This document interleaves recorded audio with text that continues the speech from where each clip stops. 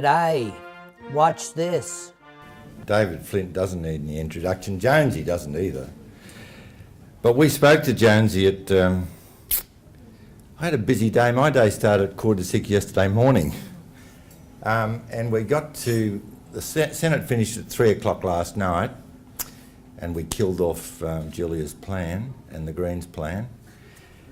And I went home thinking, bugger it, I'll go to bed. I had to get up at 5, and the phone rang at 4:45, and I thought, who'd be ringing me at 4:45? And it was Warren Ench, the whip, in the lower house, because they had to deal with the bills that we'd put through. And he said, where's Scott Morrison? And I said, oh, bugger if I know.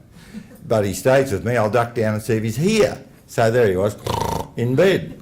So he said, get him up here because there's a division. Wilkie last night at 4 moved a motion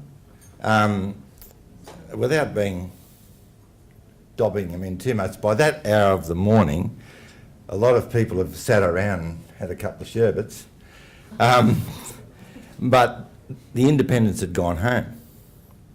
So we had an opportunity to win a vote. And I don't know why, but Wilkie actually moved Scott Morrison's amendment, which was to do the boat transfer to countries that are signed up to UNHCR, excluding, of course, Malaysia. So you've got 10 minutes to get here, so we were 15 minutes away, really.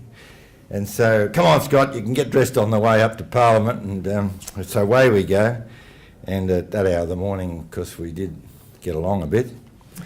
And when we got there, the bells were ringing, so he got it about 30 seconds. He got into the chamber, and we actually beat the government at about 10 to, I think it was about 4 o'clock then. So there you go. So we were ever alert, and I have to say Scott Morrison's doing a fantastic job in that area.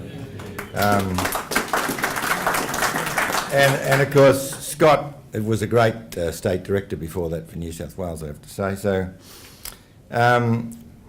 Ladies and gentlemen, it is a great pleasure, it would have been a great pleasure to introduce Alan, because he's a fantastic Australian. He doesn't need any sleep. The best time to ring Jonesy is about 4:45 in the morning, where he's sitting in the office he doesn't do that by fluke, all the detail. He gets it into his head before his program starts. And he does a fantastic lot of charity work. He was Australia's most successful rugby union coach. So he's just a dynamic Australia that's made a bloody big difference to Australia. I have to say that the most important things in life, and Australia's still the best place in the world to raise a family, breathe fresh air and drink clean water, you take for granted until you lose them. And Jonesy knows that. David knows that. And I just want to get off the edge of the plate a bit here.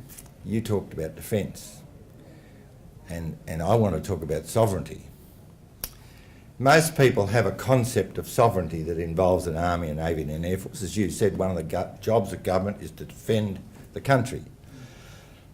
Well, the game's changed, and it is not xenophobic, and if you just give me a couple of minutes.